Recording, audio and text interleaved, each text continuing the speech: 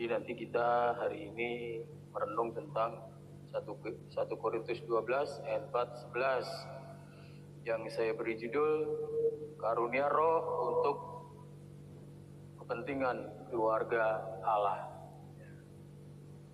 Karunia Roh untuk kepentingan keluarga Allah.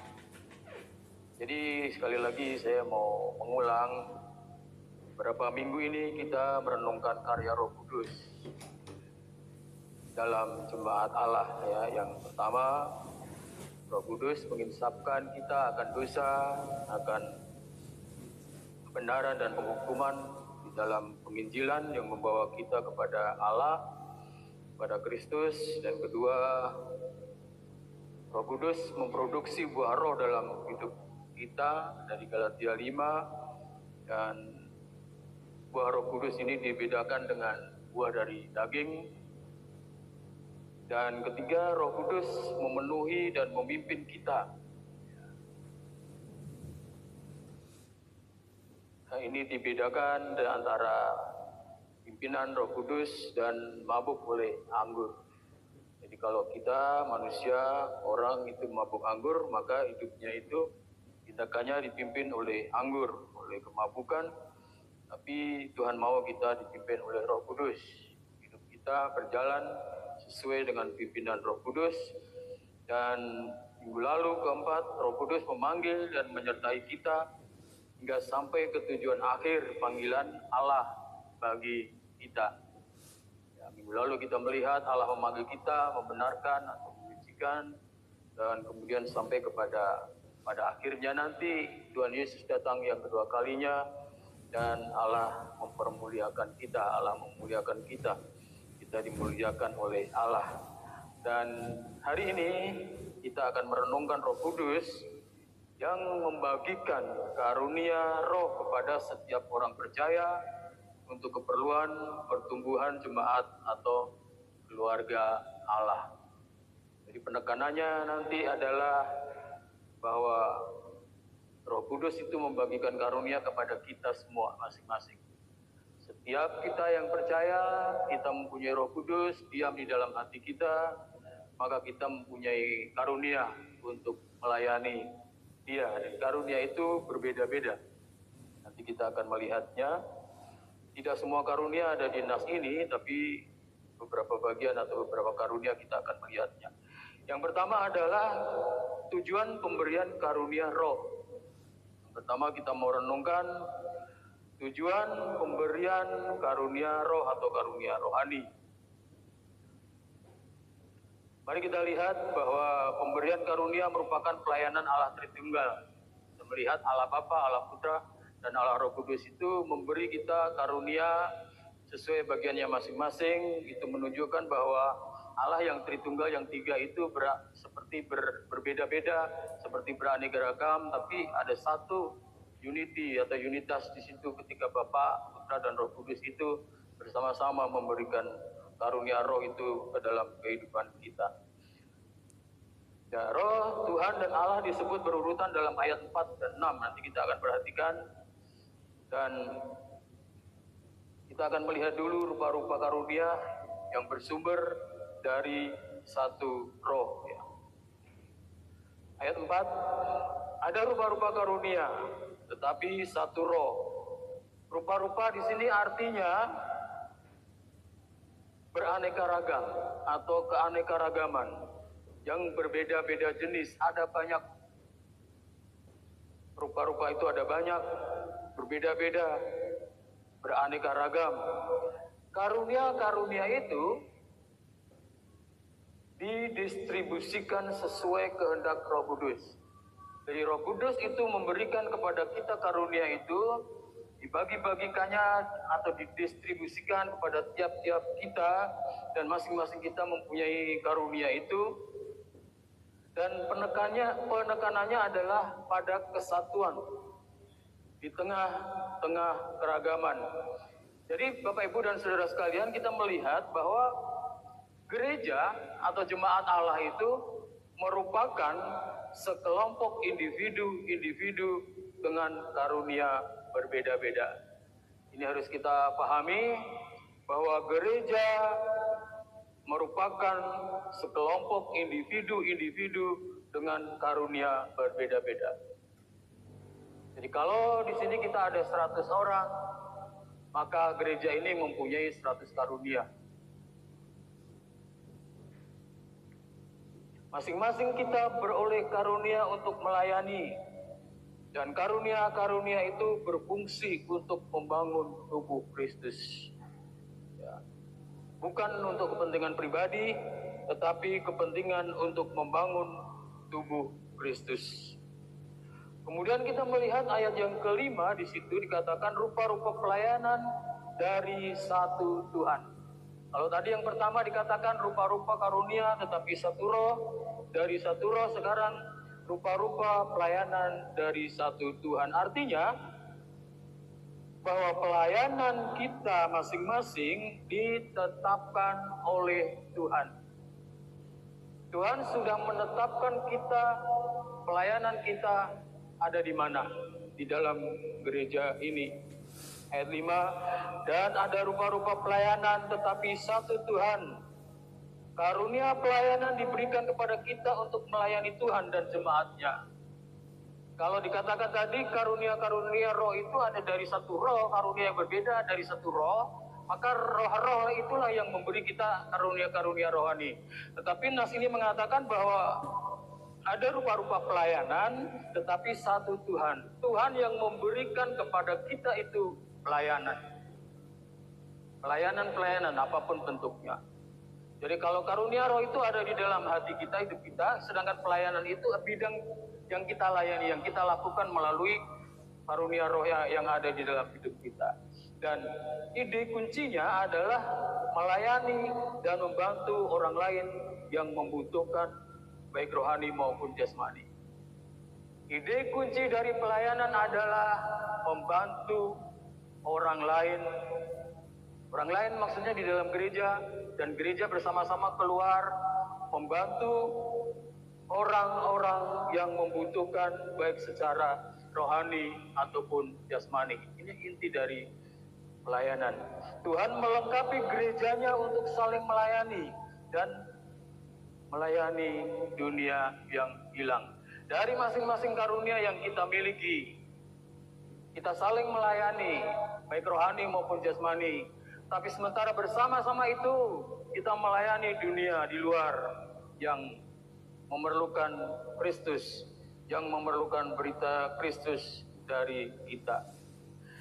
Yang berikutnya, rupa-rupa pekerjaan satu Allah, sumber kuasa, ayat 6. Dan ada berbagai-bagai perbuatan ajaib, tetapi Allah adalah satu yang mengerjakan semuanya dalam semua orang.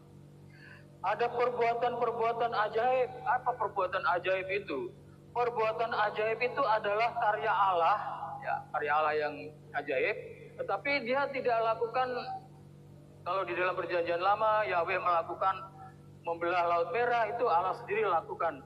Tapi di sini ada berbagai-bagai perbuatan yang ajaib, tetapi Allah yang satu yang mengerjakannya semuanya dalam semua orang. Jadi orang-orang yang diberi karunia itu tadi, orang-orang yang berada di dalam pelayanan masing-masing itu tadi, dia adalah melakukan karya Allah yang bekerja di dalam hidup kita. Bukan melakukan keinginan saudara sendiri, kita sendiri, tapi melakukan kehendak Allah di dalam hidup kita. Dan perbuatan ajaib adalah karya Allah yang dinyatakan dalam orang percaya yang mendatangkan manfaat bagi jemaat Tuhan. Sekali lagi ada penekanan di sini bahwa apa yang kita miliki, karunia apapun yang kita miliki, pelayanan apapun yang kita lakukan, bidang apapun pelayanan itu yang kita geluti atau kita tekuni, semuanya itu adalah untuk mendatangkan manfaat bagi jemaat Tuhan. Arti dasarnya adalah karunia untuk secara efektif menyelesaikan suatu tugas. Jadi maksud dari Allah memberi karya hal yang ajaib di dalam hidup kita, yang kita lakukan sebetulnya karya Allah, tapi yang dilakukan melalui kita ini adalah pada dasarnya berupa sesuatu pekerjaan yang efektif. Yang untuk apa? Untuk menyelesaikan suatu tugas. Jadi maksud karya Allah dalam hidup kita ini atau sesuatu yang ajaib ini adalah sesuatu yang kita bisa lakukan dengan efektif. Sesuatu yang kita bisa lakukan, tugas-tugas yang kita bisa lakukan secara efektif. Dan orang-orang percaya dipanggil untuk pelayanan aktif. Tetapi energi dan efektivitasnya adalah dari Tuhan. Jadi Bapak, Ibu, dan saudara sekalian, Roh memberikan kita karunia. Roh memberikan kepada kita kemampuan atau kapasitas atau potensi untuk melayani. Dan Tuhan memberikan kita bidang-bidang pelayanan di mana kita bisa melayani, dan asalnya kuasa itu adalah dari Bapa kita yang di surga. Dia bekerja di dalam hidup kita untuk kita bisa melakukan segala sesuatu dengan efektif dan dengan kemampuan kita untuk menyelesaikannya dengan baik. Di dalam ayat 7 kita melihat manifestasi roh untuk kepentingan bersama. Ayat 7, tetapi kepada tiap-tiap orang dikaruniakan penyataan roh untuk kepentingan bersama. Penyataan roh itu artinya manifestasi karya Allah. Allah berkarya melalui orang-orang pilihannya. Jadi saudara termasuk orang pilihan Allah, maka Allah mau bekerja melalui saudara. Siapapun saudara di sini yang sungguh-sungguh percaya kepada Kristus, ada roh itu di dalam hidup saudara, di dalam hati saudara, maka saudara mesti bisa melakukan pelayanan di tempat ini sesuai dengan karunia yang diberikan kepada saudara. Dan Bapa kita itu memberi kita kuasa untuk dapat melakukannya secara efektif. Kepada masing-masing diberikan penyataan roh untuk kebaikan bersama. Sekali lagi, bukan untuk kepentingan sendiri. Setiap orang percaya memperoleh karunia roh. Penekanan mengenai karunia itu seperti itu. Setiap orang percaya adalah seorang pelayan. Mari kita perhatikan titik ini, poin ini. Setiap orang di antara kita yang sungguh-sungguh percaya Kristus adalah pelayan. Jangan hanya saya disebut hamba Tuhan, jangan hanya para badan pelayan disebut hamba Tuhan, tapi saudara semua di sini adalah hamba-hamba Tuhan yang wajib melayani Dia sesuai dengan karunia yang Tuhan berikan kepada saudara.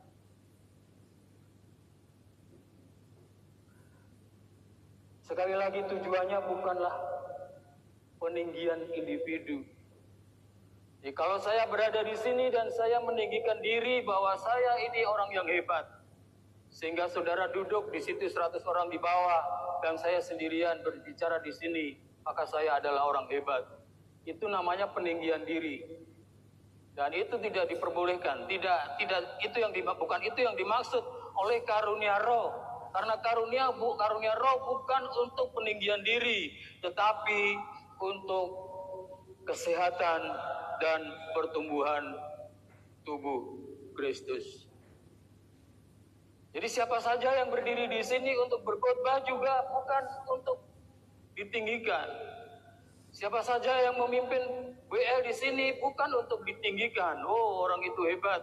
Siapa saja yang bermain musik di situ bukan untuk ditinggikan. Tetapi semuanya untuk kesehatan dan pertumbuhan tubuh Kristus. Jadi dalam hal ini kita ini saling membutuhkan dan juga dibutuhkan.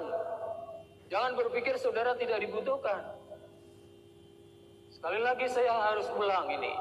Setiap kita yang percaya kepada Tuhan Yesus Kristus, kita memiliki Roh Kudus sebagai meterai di dalam hidup kita, bahwa kita ini milik Allah. Tetapi Roh ini juga roh yang tidak mau diam begitu saja. Dia roh yang bekerja, yang menggerakkan kita untuk melayani.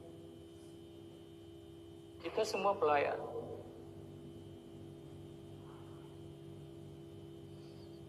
Kita semua membutuhkan satu dengan yang lain. Kita semua dibutuhkan untuk pertumbuhan di dalam jemaat ini. Jadi kalau tadi dibilang jangan sampai ada orang yang meninggikan diri, maka di sini juga dikatakan jangan sampai ada orang yang rendah diri. Saya tidak bisa apa-apa, saya tidak bisa melakukan apa-apa. Tidak boleh seperti itu. Sekarang mari kita melihat jenis-jenis karunia roh. Yang kedua, seperti Roma tadi 12 ayat 4-8 itu ada karunia rohani. Kemudian di ayat-ayat lain juga banyak karunia-karunia rohani disebut. Tetapi di sini dikatakan bahwa ada beberapa karunia rohani yang kita akan sebut di dalam nas kita ini, yaitu 1 Korintus 12 ayat 4 sampai dengan ayat yang ke-11. Dalam nas ini kita mempelajari beberapa karunia. Yang pertama adalah karunia hikmat dan karunia pengetahuan. Ya, nanti ada apa di dalam Alkitab itu ada karunia-karunia yang agak mirip sehingga sulit dibedakan, itu tidak apa-apa. Ya, tapi saudara mesti mencari, mengerti apa karunia yang saudara peroleh dari Tuhan. Sebab ayat 8, kepada yang seorang roh memberikan karunia untuk berkata-kata dengan hikmat, dan kepada yang lain roh yang sama memberikan karunia berkata-kata dengan pengetahuan. Rohnya sama, tapi yang satu diberi roh hikmat, yang satu diberi roh untuk berkata-kata dengan pengetahuan. Apa perbedaan antara hikmat dan pengetahuan? Hikmat itu bersifat praktis. Kalau ada masalah di dalam kehidupan kita bergereja di sini, masalah itu sangat ruwet dan sebagainya, maka kita memerlukan seorang yang mempunyai hikmat. Tidak harus gembalanya, tidak harus badan pelayan. Di dalam diskusi, di dalam pembicaraan dengan semua mengandalkan roh Tuhan bekerja di dalam hidup kita, kita bisa menemukan hikmat itu. Kita bisa menemukan solusi atau jalan keluar dari masalah yang kita hadapi. Itu hikmat. Hikmat berbicara tentang masalah-masalah praktis, masalah-masalah kehidupan Kristen sehari-hari. Tetapi kalau pengetahuan itu bersifat akademis. Mungkin saya berkhotbah ini agak bersifat pengetahuan.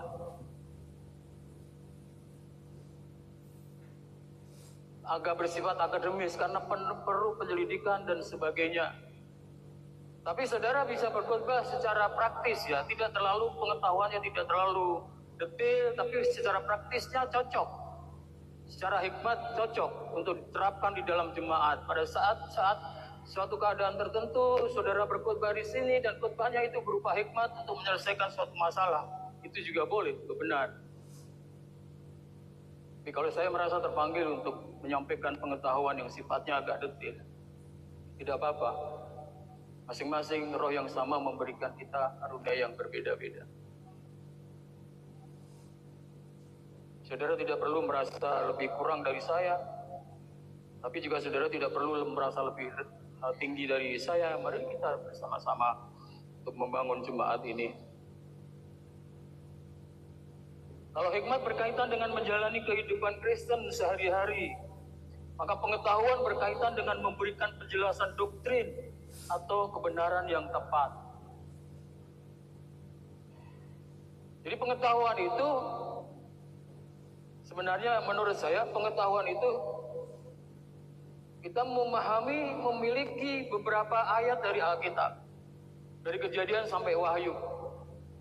Kemudian kalau masalah ada terjadi sesuatu masalah, kita juga merenung nas ayat-ayat itu, dan kemudian kita memberikan solusi untuk masalah praktis. Tapi kalau pengetahuan itu ada satu topik dan kemudian kita menjelaskannya sedemikian rupa dari awal sampai tengah, kemudian sampai hampir akhir, dan kemudian sampai pada akhirnya semua itu dijelaskan dengan runut, dengan rinci, dengan alkitabiah. Itulah yang disebut dengan karunia pengetahuan. Sekali lagi dua-duanya itu diperlukan. Kalau menurut saya, pengalaman saya beberapa waktu ini di sini, saya lebih cenderung ke pengetahuan, tapi Bapak Ibu di sini yang berkhotbah lebih condong kepada hikmat, kepada sesuatu yang sifatnya secara praktis sehari-hari. Mari kita nikmati bersama. Kemudian karunia iman dan karunia menyembuhkan. Kepada yang seorang, ayat 9, kepada yang seorang roh yang sama memberikan iman, dan kepada yang lain ia memberikan karunia untuk menyembuhkan. Bapak, Ibu, dan saudara sekalian, ini bukan iman awal yang dimaksud ini. Ini bukan iman yang menyelamatkan kita. Karena kalau iman yang menyelamatkan itu, semua kita mesti memilikinya. Kalau kita tidak memiliki iman yang menyelamatkan itu, kita tidak selamat. Kita belum selamat. Tetapi karunia iman yang di sini adalah karunia untuk memahami doktrin iman, karunia untuk memahami pengetahuan tentang iman. Kalau saudara bicara tentang pengetahuan iman, saudara mungkin bisa sebut satu ayat karunia untuk menjelaskan iman, memahami iman. Ya, mungkin Ibrani pasal 11 ayat 1. Mungkin itu dulu. Kemudian ayat-ayat berikutnya itu sebagai pemahaman kita tentang iman. Sampai kita kepada Habel, kepada Nuh, kepada Musa, kepada Yusuf dulu, kepada Musa, kemudian dan seterusnya. Di situ ada iman. Mereka memiliki karunia iman dalam arti yang berbeda. Tapi di sini nas ini adalah karunia memahami doktrin iman dan kemampuan untuk memberitakannya. Ini sekali lagi ini bersifat pengajaran ya. Dan keberanian serta keteguhan jiwa untuk mempertahankannya dalam menghadapi segala pertentangan. Ini yang disebut karunia iman. Semua orang percaya mesti punya iman untuk diselamatkan. Tapi karunia iman yang di sini yang dimaksud adalah memahami pengertian tentang iman itu, kemudian mampu untuk memberitakannya atau mampu untuk menjelaskannya, dan disertai dengan keberanian. Keberanian apa? Keberanian jiwa yang teguh untuk mempertahankan iman itu. Ya, Rasul Petrus berbicara tentang itu. Pasal 3. Ayat 18 ya. Dikatakan, kuduskanlah Kristus di dalam hatimu, atau ayat 15. Siap sedialah memberi jawaban pada orang yang bertanya kepadamu. Artinya bertanya tentang imanmu. Mengapa kamu menderita tetapi kamu masih tetap beriman? Nah, seperti itu maksudnya. Ini bagian dari Rasul Petrus, itu bagian dari penjelasan dari nas ini. Memahami doktrin iman dan ada kemampuan untuk menyampaikannya, menjelaskannya, dan keberanian serta keteguhan jiwa untuk mempertahankannya dalam menghadapi segala pertentangan. Sekali lagi ya, ini karunia. Karunia tidak semua kita miliki. Mungkin di dalam keadaan yang sangat menderita, minggu lalu kita cengeng. Tapi yang dimaksud karunia iman ini adalah dia benar-benar berhadapan dengan dunia luar, dunia yang kejam, yang menuntut penjelasan iman dari kita. Bukan hanya penjelasan, tetapi sikap yang teguh bahwa kita mesti beriman.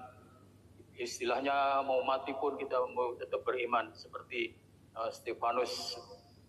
Lalu karunia penyembuhan. Karunia penyembuhan fisik ini masih merupakan bukti kasih Allah dan suatu tanda dari penyembuhan spiritual, yakni pengampunan dosa. Ya, masih ada di media sosial itu ada seorang pendeta yang menyampaikan berita atau mengadakan mujizat kesembuhan. Tetapi kita mau melihat bahwa di dalam Alkitab itu, mujizat kesembuhan itu adalah tanda dari penyembuhan rohani.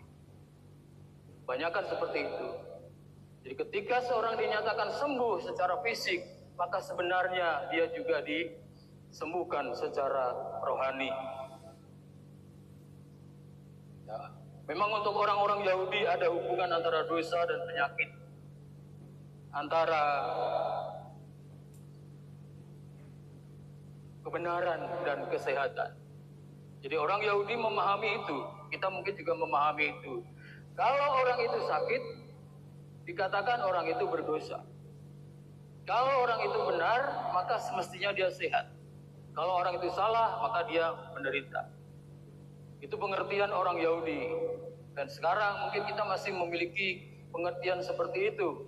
Tetapi di dalam iman kita kepada Kristus hari-hari ini adalah seorang yang sakit, yang tidak tersembuhkan, belum tentu tidak beriman. Tidak selalu tidak beriman. Jadi ada pertanyaan, mengapa beberapa orang disembuhkan dan beberapa orang tidak? Ya, ini berkaitan dengan karunia iman, berkaitan dengan karunia penyembuhan. Ini harus kita mengerti pertanyaan ini. Mengapa beberapa orang disembuhkan dan beberapa orang tidak? Bukan iman seseorang yang menjadi penentunya. Kesembuhan tidak ditentukan oleh iman orang yang sakit. Itu penjelasan lebih dalam seperti itu. Ada orang-orang yang beriman, aku jamah jubahnya sembuh, boleh. Tetapi di Alkitab juga mengatakan bahwa orang itu tidak dikatakan beriman sama sekali, tidak dikatakan bahwa orang itu beriman, tetapi itu memperoleh kesembuhan juga dari Tuhan. Jadi bukan imannya itu yang menjadi faktor penyembuhan bagi dia, bukan penentunya, tetapi yang menjadi penentu adalah kehendak Tuhan. Yang menjadi penentu kesembuhan kita adalah kehendak Tuhan. Dan sampai hari ini saya masih percaya bahwa Tuhan masih menyembuhkan penyakit jasmani. Tetapi saya yakin juga bahwa Tuhan mengutamakan hal-hal rohani. Tuhan menyembuhkan kesembuhan rohani. Ini perlu kita pikirkan. Sebagai pelayan, kadang-kadang kita berdoa, kita menghibur, ayo beriman, pasti Tuhan sembuhkan, itu baik, itu boleh. Tetapi kita juga mempunyai keyakinan ini, bahwa Tuhan menyembuhkan penyakit fisik. Tapi tujuan utama Tuhan adalah penyembuhan rohani. Kalau memang penyakit fisik tidak bisa disembuhkan lagi, Tuhan tidak berkenan, mohon kepada Tuhan untuk penyembuhan secara spiritual, penyembuhan secara rohani, karena ini lebih penting. Ya. Kalau orang itu sakit kemudian sembuh, dia akan sakit lagi dan mati. Manusiawinya seperti itu. Tetapi kalau orang itu sakit dan tidak disembuhkan, dan kita menginjili dia, menjelaskan tentang kehidupan rohani, tentang kesembuhan rohani, dan orang ini percaya, tubuhnya mati, tetapi rohnya hidup. Ini yang dikehendaki oleh Tuhan, dikehendaki oleh firman Tuhan, firman Allah sepanjang Kejadian sampai kitab Wahyu.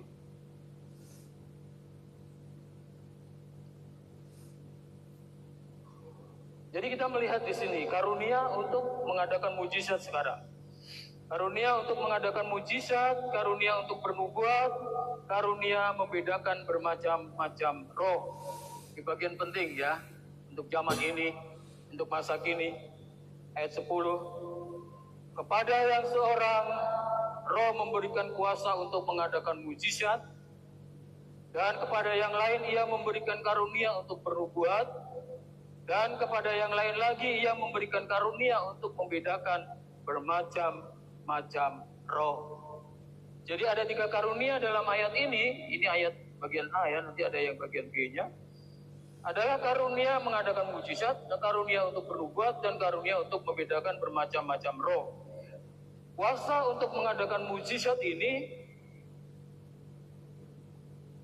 seperti tercatat oleh Markus di dalam Markus 16 ayat 18a. Markus 16 ayat 18a. Mereka akan memegang ular, dan sekalipun mereka minum racun maut, mereka tidak akan mendapat celaka. Saya melihat di sini ayat ini digenapi oleh Rasul Paulus di dalam Kisah Para Rasul 28 ayat 3 sampai 5. Satu contoh dari Rasul Paulus di sini, Kisah Para Rasul 28 ayat 3 dan 5. Ketika Paulus memungut seberkas ranting-ranting dan meletakkannya di atas api, keluarlah seekor ular beludak karena panasnya api, lalu menggigit tangannya. Ular beludak itu adalah ular yang sangat berbisa. Kalau udah nempel, kalau udah gigit kita, bagian tubuh kita, maka orang pasti mati.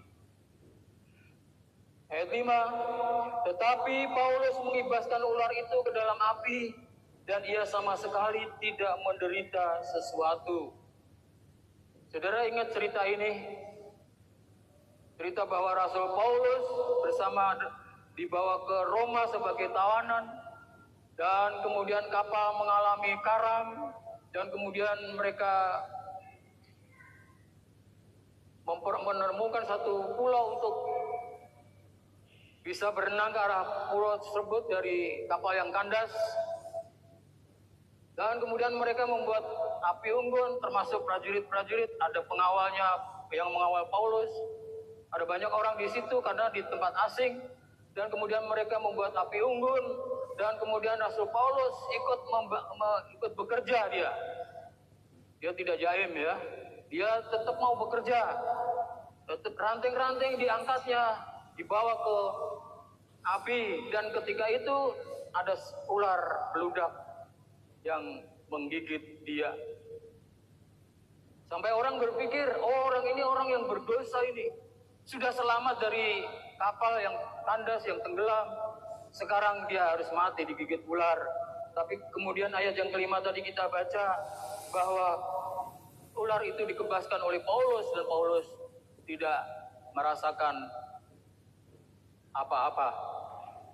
Dan sesudah itu dikatakan bahwa Paulus ini pasti orang dewa, seorang dewa. Nah, kita tidak ikutin pendapat mereka, tapi saya mau melihat di sini bahwa api ular yang ganas itu, yang sangat berbisa itu, tidak diizinkan Tuhan untuk membunuh Rasul Paulus. Berikut karunia untuk bernubuat, mengacu pada berbagi dan mewartakan Injil. Ya, kata bernubuat itu tidak seperti nubuat-nubuat yang kita dengar. Pak Budi, kamu nanti sebentar lagi kamu kalau tidak ini dan sebagainya, kamu akan begini. Ada orang seperti itu. Ada orang berbicara seperti itu. Kalau kamu nggak persembahkan jam tanganmu yang bagus itu, kamu celaka. Ada orang nubuat seperti itu. Mungkin saudara tidak menemukan itu. Tapi ada yang seperti itu. Dan itu bukan nubuat. Karena nubuat masa kini itu artinya adalah menyampaikan. Menjelaskan nubuat-nubuat perjanjian lama, menjelaskan perjanjian baru, atau artinya berkhotbah, atau memberitakan Injil. Itu kata nubuat dalam nas ini. Karunia untuk bernubuat mengacu pada berbagi atau mewartakan Injil. Juga mengacu pada bagaimana menerapkan kebenaran perjanjian baru untuk situasi dan kebutuhan saat ini. Hampir seperti hikmat ya. Tapi itu nubuat, ya, belajar dari nubuat, belajar dari kitab suci, dan kemudian menjelaskan kepada kita, menjelaskan kepada manusia, umat, bahwa ada jalan keluarnya seperti ini dan seterusnya. Lalu ini bagian penting ini. Lalu karunia untuk membedakan bermacam-macam roh.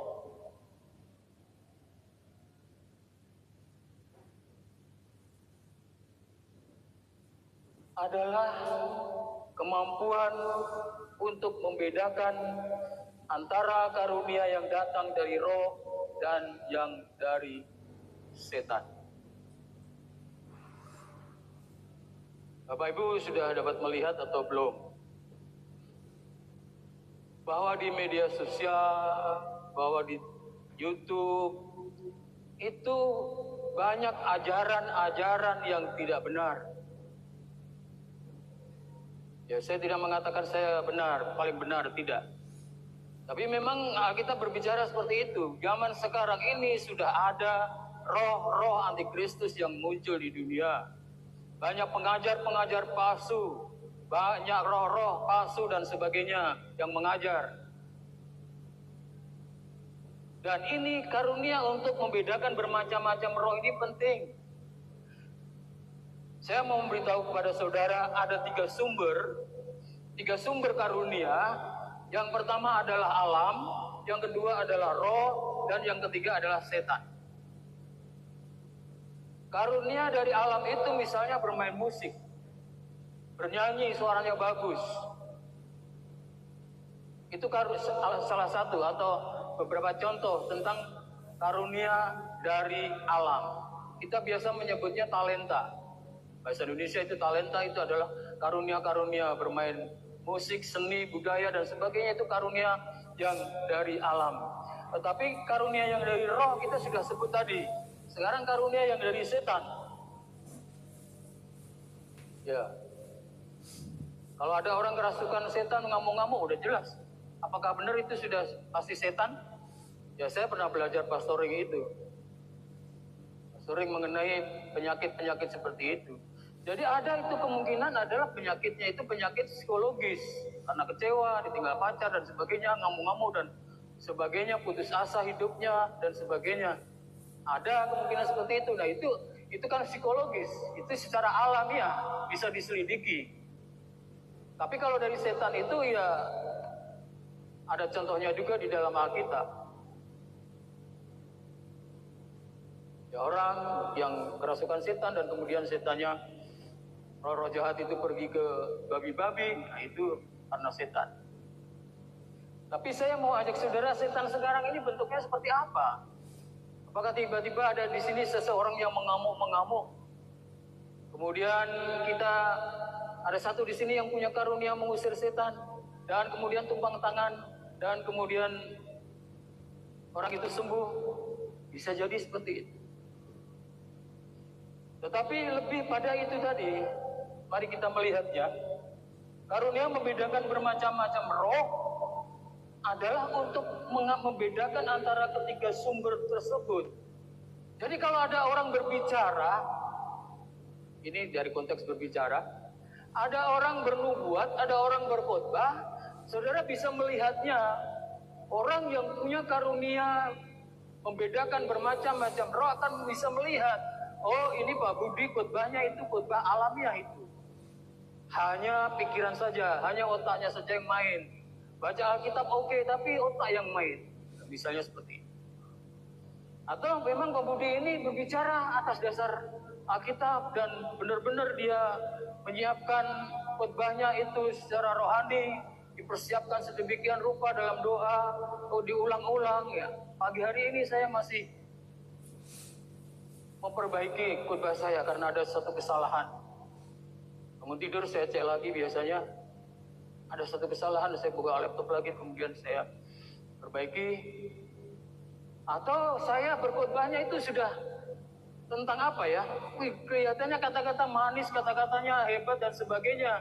Tapi sebenarnya saya sedang mengarahkan saudara itu bukan kepada Kristus. Tetapi saya berusaha untuk menjauhkan saudara kepada Kristus. Nah ini karunia. Membedakan bermacam-macam roh ini penting bagi kita.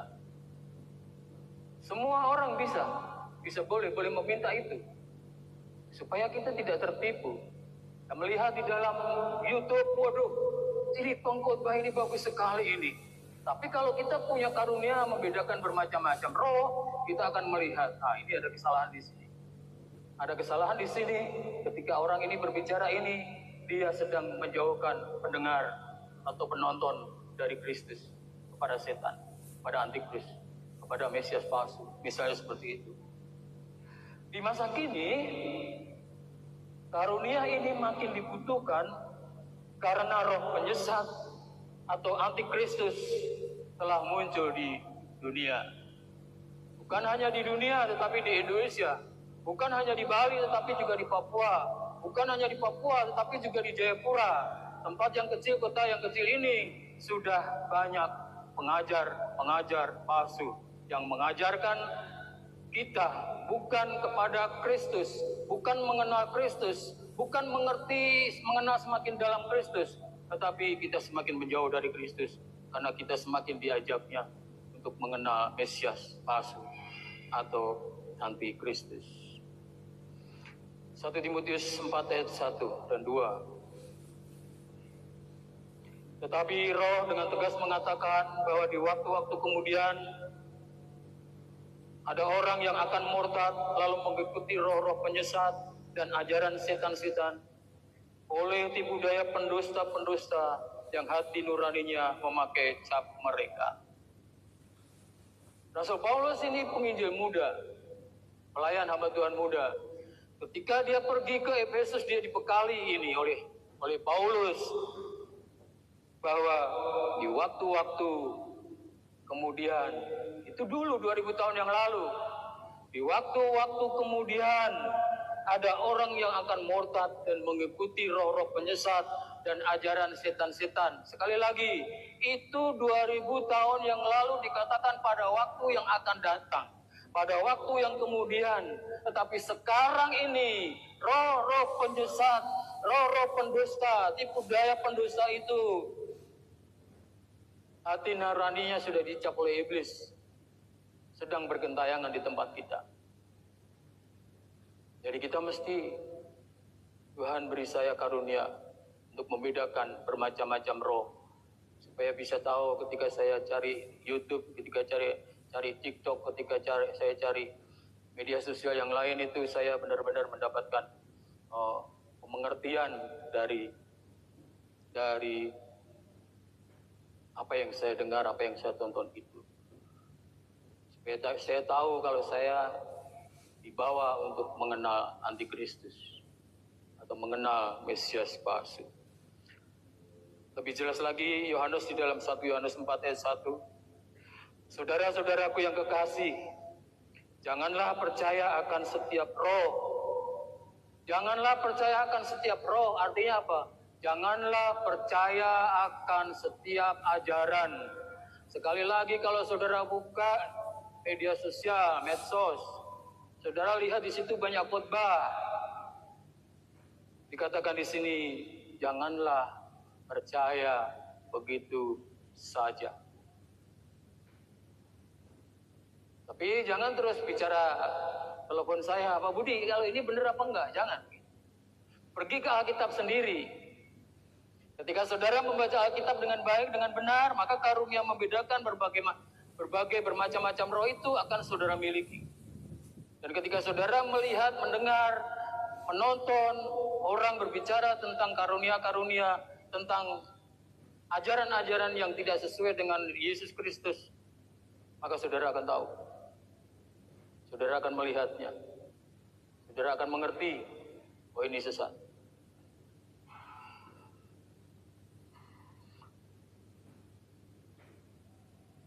Tetapi ujilah roh-roh itu.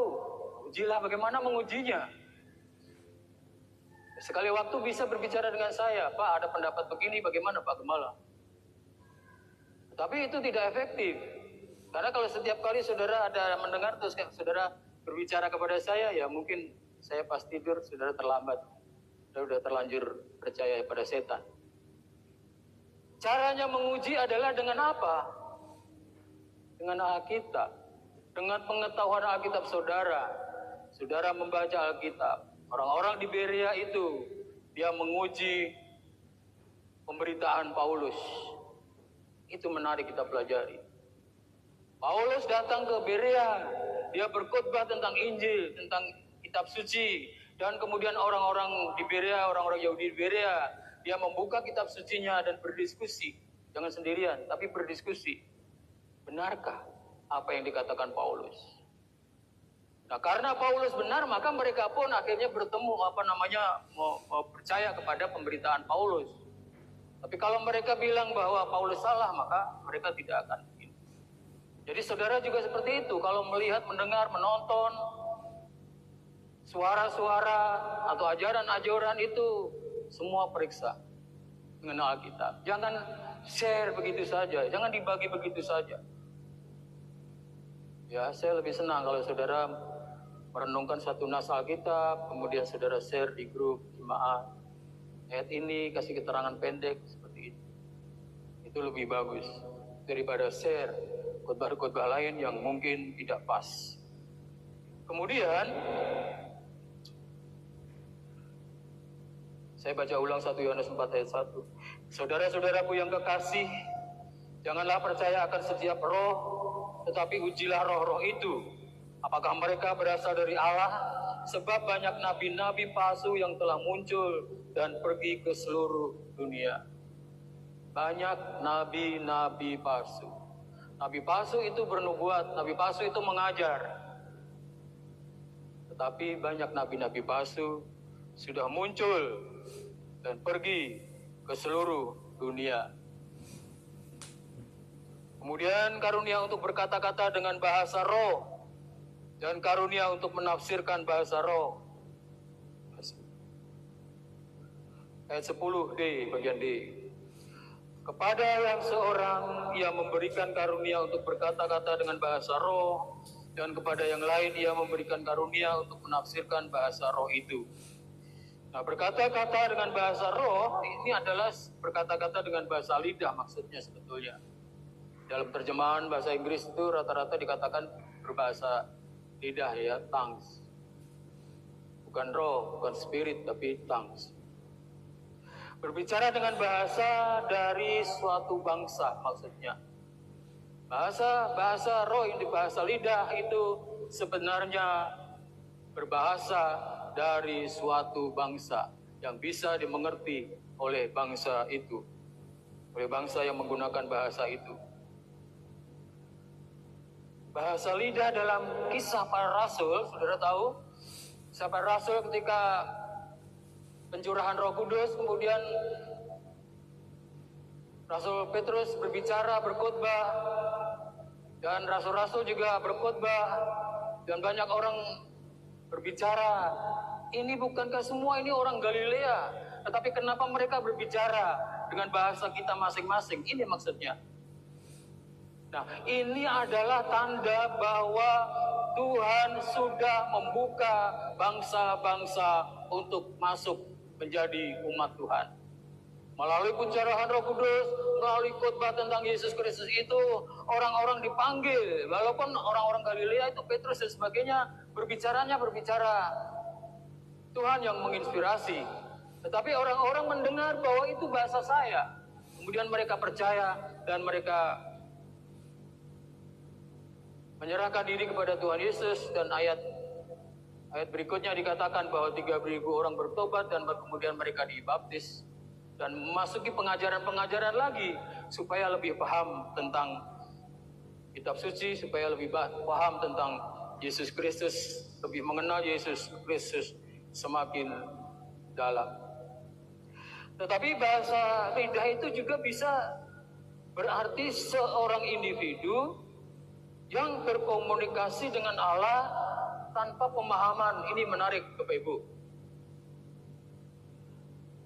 Minggu lalu saya berbicara tentang kita sudah tidak sanggup lagi untuk berdoa. Kita sudah tidak sanggup lagi untuk mengeluh. Kita sudah tidak sanggup lagi untuk menyampaikan sesuatu kepada Tuhan. Dan kita hanya bisa berdiam diri. Dan kemudian ada roh berbicara kepada Allah di dalam hidup kita. Saya melihatnya itu seperti itu. Saya pernah mengalami hal itu. Tapi saya tidak mau lagi. Tuhan cukup saya cukup. Karena itu boleh Bapak seperti ini ya. Seperti menakutkan dalam arti saya akan menjadi sombong kalau saya bisa berbicara seperti ini. Saya mau berbicara sesuai dengan pengetahuan. Saya mau bicara tentang. Tetapi secara pribadi boleh. Kalau saudara merasakan itu di dalam kamar saudara dan saudara mau Si itu tadi tidak bisa mampu lagi ini, dan saudara kemudian muncul dari lidah saudara suatu bunyi-bunyi yang saudara sendiri tidak kenal. Itu adalah komunikasi saudara dengan Tuhan secara pribadi, dan orang lain tidak berhak untuk mencelanya. Saya tidak berhak untuk mencela saudara kalau saudara mengalami itu, bahwa itu sesat. Tapi itu adalah kenikmatan saudara berdoa sendiri pribadi bersama dengan Tuhan. Sehingga ada bahasa yang saya sendiri, yang kita sendiri tidak kita kenal. Tetapi ini penting. Bahasa lidah bukanlah karunia yang membuktikan seseorang telah diselamatkan atau menunjuk bahwa seseorang adalah orang yang rohani, yang dipenuhi roh. Jadi saya begitu lama berada di gereja itu yang menganut kayak itu. Setiap sesudah kenaikan Tuhan 10 hari kita menantikan kedatangan Roh Kudus. Kita berdoa, kita berpuasa selama 10 hari. Berdoa berpuasa di rumah bisa, langsung ke gereja juga bisa. Tapi kebanyakan sampai di gereja pada sore hari, dan di situ kita mau berdoa seperti apa dan sebagainya dan sebagainya dan sebagainya. Semua orang berbicara macam-macam dan sebagainya, dan saya tidak bisa. Saya hanya bisa menangis. Tuhan, kenapa tidak kau beri saya roh seperti itu? Kalau semua orang bisa, kenapa saya tidak? Dan saya menyadari bahwa semua itu tidak diberikan secara umum. Ada orang yang diberi dan ada orang yang tidak diberi. Dan kemudian Tuhan mengajar saya bahwa saya mempunyai karunia yang lain yang bisa dipakai untuk pertumbuhan jemaat. Jadi saya merasa nyaman di situ setelah saya memahami ini. Tapi sebetulnya saya menangis. Saya ingin seperti mereka. Kemudian menafsirkan bahasa roh ya. Karena ini dibutuhkan untuk menyampaikan pesan Tuhan melalui orang yang beroleh karunia bahasa roh.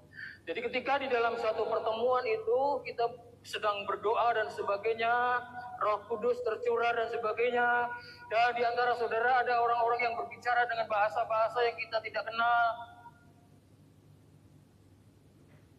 Rasul Paulus berkata, harus ada orang yang bisa menerjemahkan itu. Harus ada orang yang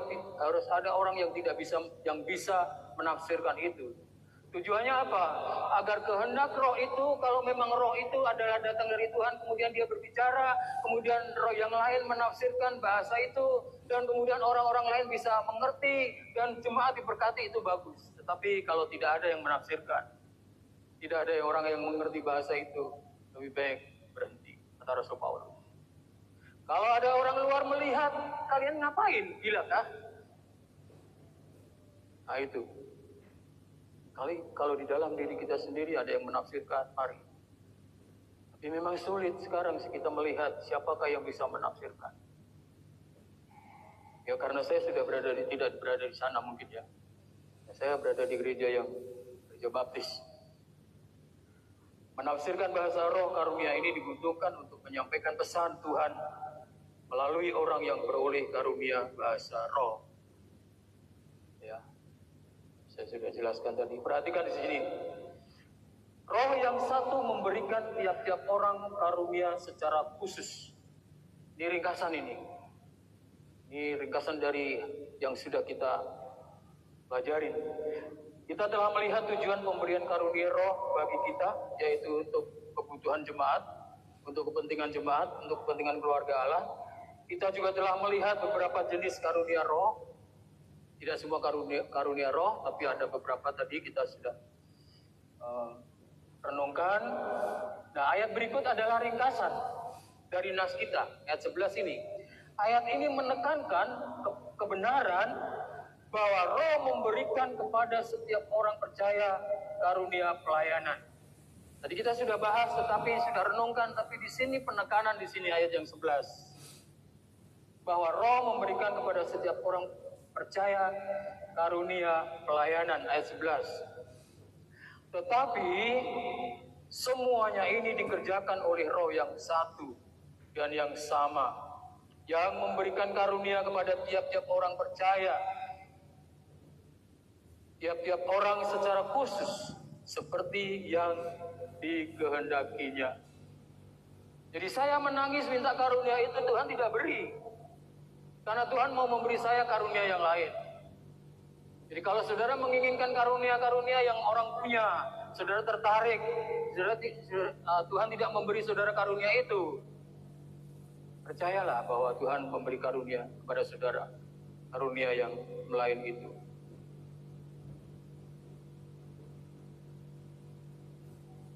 Dan ayat ini diulang di dalam ayat 18 dengan versi atau redaksi agak berbeda. Ayat 18, tetapi Allah telah memberikan kepada anggota masing-masing secara khusus suatu tempat pada tubuh seperti yang dikehendakinya. Sekali lagi, kalau Rasul Paulus berbicara mintalah karunia-karunia yang terbaik itu apa? Ada yang tahu? Karunia yang terbaik itu adalah karunia mengasihi. Karunia-karunia lain semua baik. Kita tidak perlu iri kalau orang lain punya karunia ini dan kita tidak. Karena dikatakan di sini bahwa Allah telah memberikan kepada anggota masing-masing secara khusus. Secara khusus, saudara datang ke sini sebagai warga GBI Santa Rosa Jayapura. Masing-masing saudara secara khusus menerima karunia roh dari Tuhan. Saya juga memperoleh secara khusus dari Tuhan. Suatu tempat pada tubuh. Jadi tadi tempatnya itu berbeda-beda. Mungkin ada yang menjadi tangan pun ada yang menjadi jari. Mungkin ada yang menjadi kaki. Untuk berjalan, untuk menopang. Mungkin ada yang menjadi mata, menjadi hidung, menjadi telinga, menjadi mulut, yang berbicara dan sebagainya. Namun semuanya itu apa? Seperti yang dikehendakinya. Seperti yang dikehendakinya. Jadi kita boleh meminta, boleh saya rasa ya.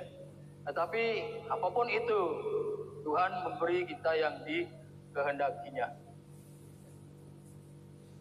Kesimpulan. Karunia roh dibagikan kepada tiap-tiap orang percaya. Karunia roh diberikan untuk kepentingan keluarga Allah, bukan individu. Sekali lagi, kepentingan utama dari karunia roh adalah pertumbuhan jemaat, bukan kerohanian si pribadi seseorang. Karunia roh diperlukan dalam jemaat agar dapat saling mendukung, saling melayani, dan saling menumbuhkan. Semua diperlukan untuk pertumbuhan jemaat. Karunia roh diperlukan jemaat untuk menjaga serangan dari dalam. Apa itu? Arogansi, ambisi, dan sifat egois lainnya. Kita ini manusia dipenuhi dengan ambisi yang negatif. Ambisi yang positif agak baik mungkin. Ambisi yang negatif.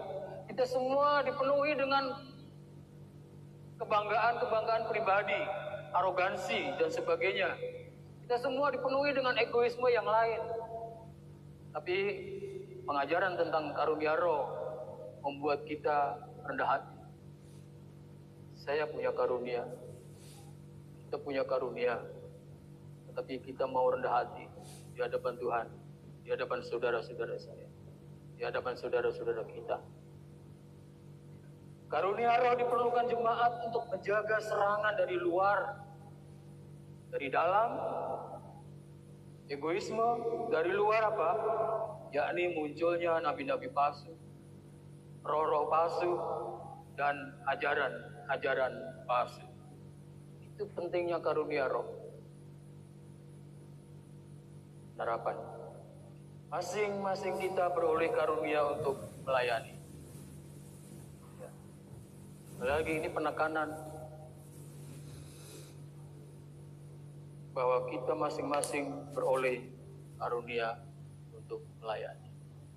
Jadi ada di sini yang berkata, saya tidak punya karunia, saya tidak tahu, atau bukan tidak tahu, saya tidak punya karunia. Saudara punya karunia. Kalau saudara sudah percaya sungguh-sungguh kepada Kristus, saudara punya karunia. Mari temukan karunia itu masing-masing. Jadi saudara tidak boleh berkata saya tidak punya karunia. Tapi kalau saudara berkata tidak punya karunia, mari cari, temukan di dalam gereja ini. Ya. Kalau ada ibadah pelayanan altar, datang. Datang untuk apa? Untuk melihat. Karena kita tidak bisa bicara ini, karunia saya ini, boleh juga begitu sih. Tapi yang menguji kita semua. Dan saudara ketika datang itu, saudara diajar, diberi tugas untuk megang ini, bermain ini dan sebagainya, di WL, di singer dan sebagainya. Itu karunia-karunia yang akan saudara temukan di dalam diri saudara. Kemudian di komsel saudara ada, bukan komsel, kalau komsel tidak ada kesempatan untuk kalau komsel itu tujuannya untuk jemaat supaya dia mengenal kita lebih ini. Tapi kalau di dalam persekutuan seperti kaum pria, kaum wanita, dulu kebutuhan keluarga, itu ada kesempatan untuk muncul di situ, pengkhotbah dan sebagainya di situ. Jadi kita mesti temukan, kemudian kembangkan dan terapkan dalam jemaat. Bagaimana caranya nyari situ tadi? Bersama-sama kita mencari. Pengamatan kita sendiri merasa ini dan orang lain melihatnya kamu begini dan sebagainya. Itu penting di dalam jemaat. Mari nikmati pertumbuhan jemaat melalui pelayanan kita masing-masing. Nah, kita tidak akan bertumbuh kalau kita tidak melayani. Kalau kita melayani, kita akan bertumbuh secara pribadi, tetapi kita juga akan bertumbuh, memberi pertumbuhan kepada orang-orang yang kita layani. Mari kita menyatukan karunia kita dalam kasih dan kerjasama satu sama lain secara harmonis. Ya, jadi saudara mempunyai karunia apa di sini? Mengajar sekolah minggu dan sebagainya. Mari kita bersama-sama memikirkannya. Bagaimana untuk mengembangkan karunia mengajar sekolah minggu ini? Bagaimana untuk mengembangkan karunia bermain musik? Bagaimana untuk mengembangkan karunia untuk menyampaikan firman Tuhan dan sebagainya? Mari kita satukan itu semua. Dalam keberbedaan, dalam keanekaragaman, kita semua punya karunia-karunia. Tetapi dalam kesatuan hati, dalam kebersamaan, kita melayani Tuhan di tempat ini. Saudara bertumbuh secara pribadi, tapi jemaat juga bertumbuh. Jemaat bertumbuh, saudara makin bertumbuh juga secara pribadi. Mari saya baca satu ayat di dalam Efesus 4 ayat 16. Efesus 4 ayat 16 saya akan bacakan. Daripada nyala seluruh tubuh yang rapi tersusun dan diikat menjadi satu oleh pelayanan semua bagiannya, sesuai dengan kadar pekerjaan tiap-tiap anggota, menerima pertumbuhannya dan membangun dirinya dalam kasih. Ayat ini mengajarkan kepada kita, Tuhan Yesus Kristus memberi kita karunia masing-masing untuk saling melayani secara kompak, melayani secara harmonis. Untuk apa? Untuk supaya saya bertumbuh dan saudara bertumbuh. Untuk saudara-saudara saya bertumbuh dan jemaat bertumbuh di dalam kasih.